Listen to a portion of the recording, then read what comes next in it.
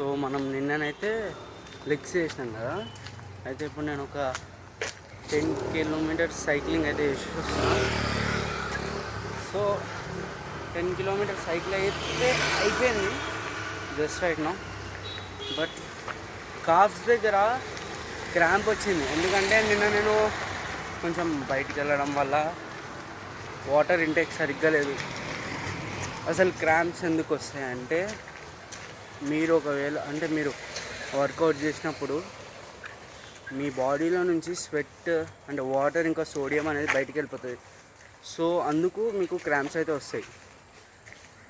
ఇప్పుడైతే నాకు కాఫ్ మొత్తం క్రాంప్ బాగా పెయిన్ వస్తుంది.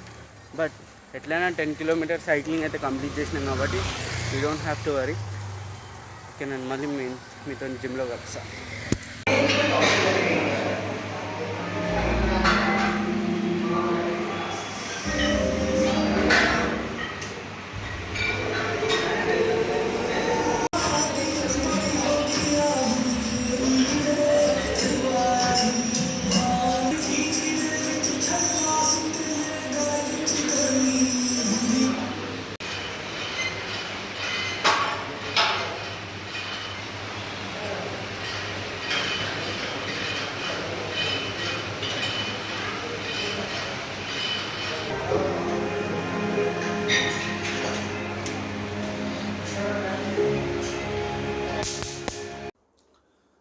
హాయ్ గాయ్స్, ఇప్పుడు టైం అరౌండ్ వచ్చేసి 10:30 అవుతుంది. నేను వీడియో తీయాలి కానీ వీడియో తీయడం మర్చిపోయినా. సో అంటే నేను ఇప్పుడు వీడియో తీయడానికి కారణం ఒకటే, అంటే ఇది రేపు కూడా మాట్లాడవచ్చు. But I wanted to talk right now.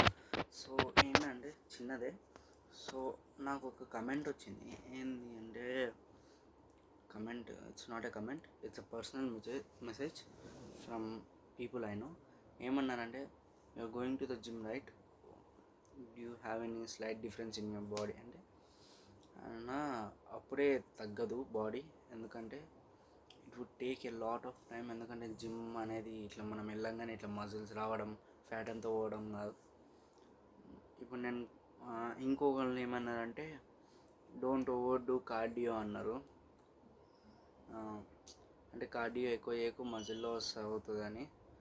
So I'm not doing extra cardio, ఎందుకంటే నేను నా లెగ్స్ స్ట్రాంగ్ చేసుకోవడానికి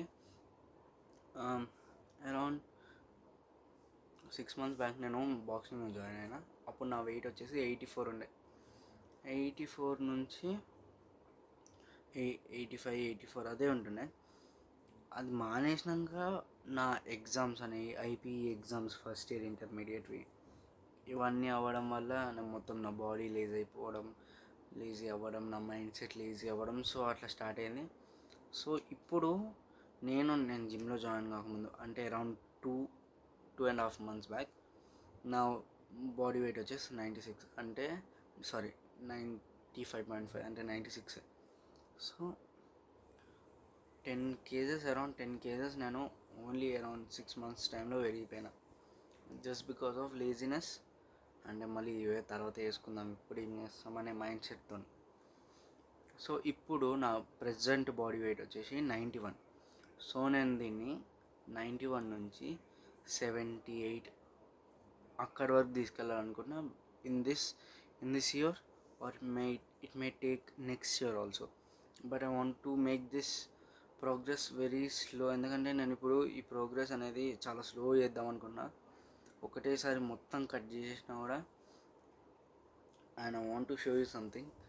నాకు బాడీ మీద మ్యాక్సిమం ఎక్కువ స్ట్రెచ్ మార్క్స్ ఉంటాయి. ఎందుకంటే నేను లాక్డౌన్లో ఉన్నప్పుడు చాలా ఫ్యాట్ ఉంటుండే. సో అరౌండ్ 8th క్లాస్ ఆ టైంలో.